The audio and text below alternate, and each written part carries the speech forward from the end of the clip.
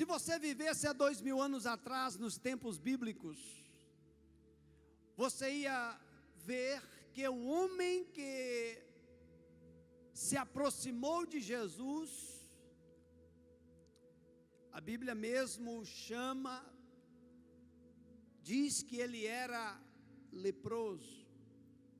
Lucas, que era médico, no capítulo 5, verso 12, ele diz que esse homem estava chagado ou coberto de lepra do alto da cabeça à planta do pé. Nos tempos bíblicos, ter lepra era diferente de ter câncer. A doença mais desesperadora era a lepra. Ter câncer, ter leucemia, ter diabetes, não era tão desesperador quanto contrair a lepra. Em Levítico 13 e Levítico capítulo 14, vai mostrar os decretos que recaíam sobre alguém que contraísse esta doença, chamada lepra. Para você ter uma ideia, quando alguém contraía lepra, esta pessoa, ele era segregado, ele era marginalizado, ele era separado do convívio social, ele era separado do convívio religioso. Mas pior do que separado do convívio social, do convívio religioso, era ser separado do convívio familiar. Porque se um homem perder a sociedade, ele perde, mas não perde muita coisa. Se ele perder o convívio religioso, ele perde. Mas se ele perder o convívio familiar, ele está no estado catastrófico, desesperador, e assim recaía sobre o leproso. A situação de um leproso era desesperadora. Levítico 13 diz que os seus cabelos tinham que ser assanhados, as suas vestes tinham que ser rasgadas. Sobre o seu bigode ele carregava uma tira de pano, sobre o pescoço carregava um sino, e a 100 metros era a distância pelo qual o leproso deveria ou podia aproximar-se de alguém.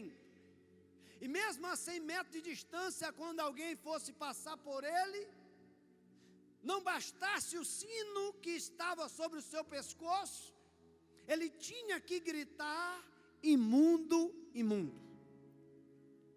A situação do leproso era tão humilhante, tão vexatória, que se porventura um judeu pedisse para o seu filho ir numa mercearia, numa venda, comprar uma dúzia de ovos, e quando ele chegasse em casa e dissesse: pai, está aqui os ovos. Onde é que você comprou, meu filho? Na rua tal. E se esse judeu, esse pai, descobrisse que naquela rua tivesse existido um leproso, ele jogava a dúzia de ovos fora. Era humilhante. O leproso, ele convivia fora das cidades, comia quando alguém jogava para ele, convivia nas cavernas, ou como chamavam, a colônia dos leprosos, um lambendo a ferida dos outros, um contando a sua mazela para o outro, um contando a sua desesperança para o outro. A situação do leproso, eles eram conhecidos como os mortos-vivos. Só Deus poderia mudar ou purificar um leproso. Os rabinos, eles receituavam os doentes para vários tipos de cura, mas não existia um receituário para um leproso, porque não existia esperança para tais pessoas. Mas em Mateus capítulo 8, verso 1, diz que Jesus ele vem descendo do monte das oliveiras. E a palavra diz que de súbito veio um homem correndo ao encontro dele, com trapos sobre o seu corpo, chagado, carcomido pela lepra. E eu acredito que quando a multidão vê, porque de longe já era identificado ele por causa do sino, muitos, acredito eu, pegaram em pedra para atirar nele. E ele chega e se aproxima de Jesus, joga a sua boca no chão, junto com seus joelhos, e começa a adorar Jesus. E faz a seguinte afirmação: Senhor, se tu quiseres, tu podes tornar-me limpo. Jesus respondeu: quero, seja purificado agora. Agora nós devemos aprender com esse miserável as atitudes que ele tomou, que fez ele triunfar diante da sua miséria. E a primeira atitude que ele tomou foi a atitude de determinação. A palavra determinação significa determinar a ação. Ele tinha um propósito, ele tinha um objetivo, ele tinha um alvo, ele tinha uma meta. E esta meta fez com que as suas ações fossem determinantes. O seu objetivo fez com que ele agisse conforme aquilo que ele sonhava. O seu propósito fez com que ele avançasse para cima daquilo pelo qual ele desejava. Ele não se importou com a lei, ele não se importou com o decreto da lei, ele não se importou com o que as pessoas iriam falar dele, ele não se importou se as pessoas iriam se afastar dele, mas as suas ações foram calculadas e levou ele até o seu objetivo. A segunda coisa que nós vamos aprender é que a Bíblia diz que ele aproximou-se, ele chegou perto de alguém que podia fazer algo por ele. Vou repetir, a segunda atitude dele é que ele chegou perto de alguém que poderia fazer algo por ele.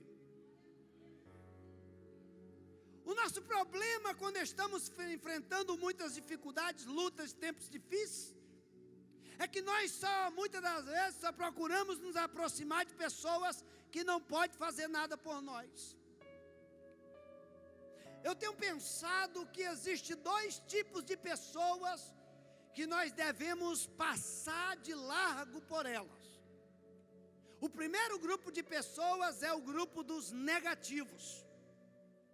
Se tem um grupo que você tem que procurar se distanciar, são os negativos. A pessoa negativa, você chega para ela e diz assim: eu vou para a praia. Ela diz: mas vai chover. Eu vou comprar um carro parcelado em 60 meses. Nessa crise, você quebrado. Eu vou passar num concurso público. 1000 vagas para você. O negativo, ele joga um balde de água fria em qualquer perspectiva. O negativo, ele joga desesperança em qualquer esperançoso. Mas o segundo grupo de pessoas que eu e você não podemos estar muito perto deles, porque senão você perde a sua bênção, você perde o seu foco, você perde o seu triunfo, é o grupo dos invejosos.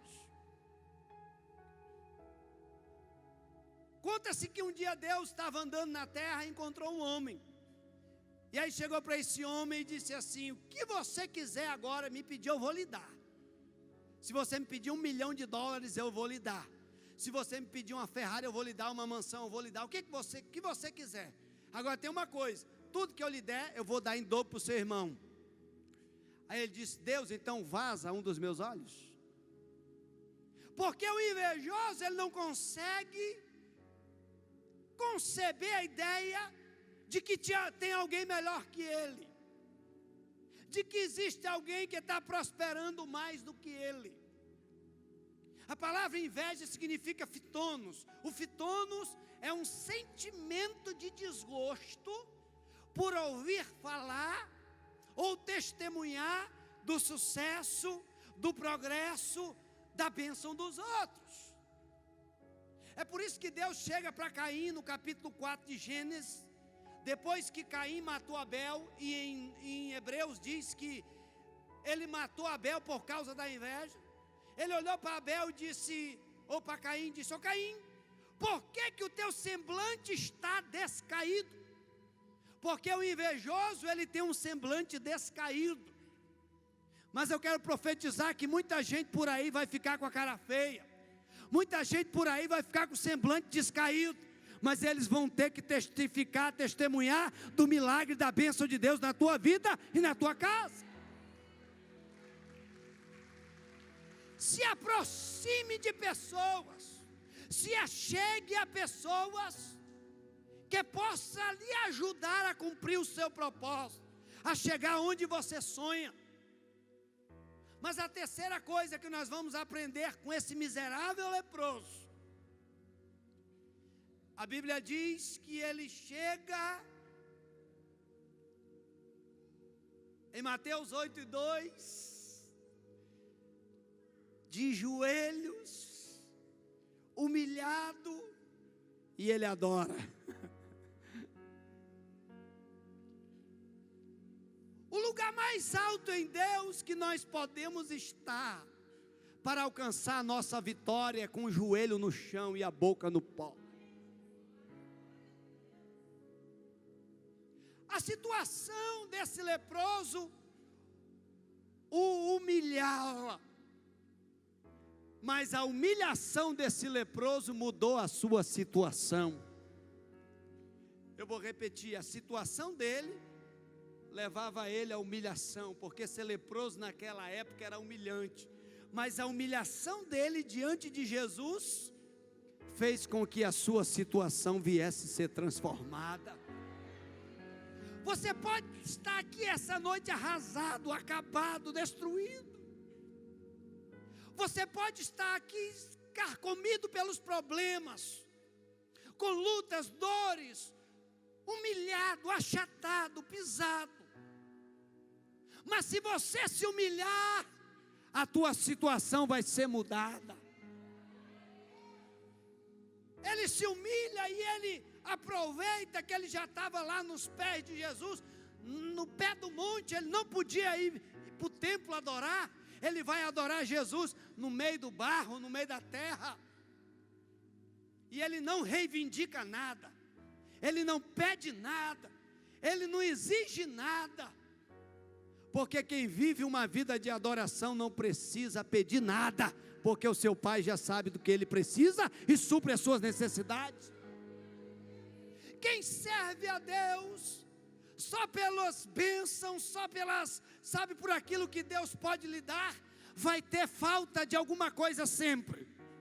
Mas quem serve a Deus em espírito e em verdade, e vive em adoração, e lhe adora, o Salmo 23 diz: o Senhor é o meu pastor, vírgula, de nada eu vou ter falta. Quem vive uma vida de adoração não tem falta de nada. Não vai faltar paz para você, não vai faltar milagre para a sua casa, não vai faltar porta aberta para a sua família, não vai faltar livramento para você e a sua casa. Quem recebe, aplauda Jesus bem forte.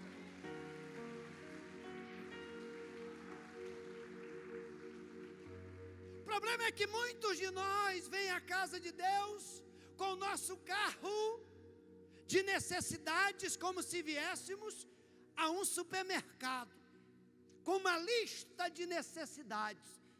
Senhor, eu estou aqui, eu estou precisando disso, estou precisando daquilo, estou precisando daquilo outro. Aí Deus olha para mim e para você e diz assim: eu também tenho minha lista de necessidades. A minha necessidade é que você me adore em espírito e em verdade. Aleluia. Em Atos 16, 25, a adoração pode quebrar todas as cadeias e abrir todas as portas. Não existe porta fechada para quem vive uma vida de adoração. Paulo e Silas estavam presos lá em Filipos, presos, algemados, trancafiados, mas por volta da meia-noite, eles começaram a orar e a adorar. De repente sobreveio tão grande terremoto, abriu todas as portas, todas as cadeias foram fechadas. Se você adorar mesmo em meio a essa situação, você vai ver as cadeias sendo quebradas e as portas abertas e o nome de Deus sendo glorificado. Essas foram as atitudes dele, no versículo 40 de Marcos 1. Agora tem as atitudes de Jesus em relação ao miserável. A primeira atitude de Jesus: uma grande compaixão. Enquanto muita gente rechaçava o leproso, muita gente apedrejava ele, queria estar longe dele, não tinha misericórdia dele, da dor dele, do problema dele, o coração de Jesus explode de compaixão. O coração de Jesus é movido de compaixão pela dor daquele homem, pelo problema daquele homem. E o coração de Jesus essa noite por você está cheio de compaixão. O seu coração está pleno de misericórdia. A sua dor é a dor dele, o seu problema é o problema dele, a sua situação é a situação dele. E se você, como a irmã testemunhou aqui, colocou na mão dele, vai dormir tranquila, porque ele vai operar um milagre na sua vida e na sua casa. Se é para ele, aplauda mais forte. Mas a segunda atitude de Jesus em relação ao miserável: Jesus tocou nele. Aquele homem era um intocável, porque o leproso não podia tocar em ninguém, nem ser tocado por ninguém. Mas Jesus toca onde ninguém toca. Ele tocou nele. E onde ele toca, o milagre acontece. Aonde o inimigo toca, ele fere. Aonde o inimigo das nossas almas toca, ele causa dor, ele causa tristeza, ele causa angústia. Mas aonde o nosso amigo Jesus toca, ele causa paz, ele causa alegria, ele causa esperança, ele muda a situação. E eu quero profetizar que essa noite ele vai tocar na tua vida e na tua causa, e o milagre vai acontecer. Jesus toca nele. E ele tinha feito uma pergunta para Jesus. Na verdade foi uma pergunta. Ele só apenas disse: Senhor, se tu quiser, tu podes me purificar. Jesus olha para o homem e pega essa palavra para você: eu quero operar o milagre na sua vida. Eu quero abrir a porta que você precisa. Eu quero resolver o problema que te trouxe até essa igreja nessa noite. Eu quero entrar com providência nessa causa que você colocou na minha mão. É claro que Jesus quer. Porque esse homem chegou cheio de lepra, mas também cheio de fé. Não importa a carreta de problema que você entrou arrastando aqui essa noite. Se junto com essa carreta de problema você trouxe uma outra carreta de fé, você vai voltar para sua casa com a sua bênção e com seu milagre. E Jesus tocou e disse: quero, seja limpo. Meu Deus do céu, seja purificado. Na mesma hora, a bactéria que causou a lepra, que causou a exclusão, que causou a humilhação, que causou a segregação familiar, que ele ficava vendo os filhos 100 metros de distância, o filho não podia, só soltando beijo de longe, dia dos pais, dia das crianças, dia de Natal, Réveillon, ele não podia abraçar o seu filho e dizer Feliz Ano Novo. Agora aquele problema que ele separou da família, some da vida dele, e ele volta para casa e vai viver a sua nova vida em Cristo. Se é para Jesus, aplauda. Só que Jesus fez uma advertência para ele. Jesus disse assim: o que eu fiz na sua vida, não conte nada para ninguém, mas vá até o sacerdote e apresenta a oferta que Moisés estabeleceu para servir de testemunho. Ele não prometeu para Jesus que não ia falar. Jesus ordenou que ele não falasse, mas ele disse como é que é. Aonde ele ia passando, ele disse: vocês se lembram de mim? Eu era leproso, mas agora eu estou purificado. Vocês se lembram de mim? Eu era doente, agora eu estou curado. Vocês se lembram de mim? Eu estava separado da comunidade aqui, da igreja e da família. E agora eu vou voltar para minha casa.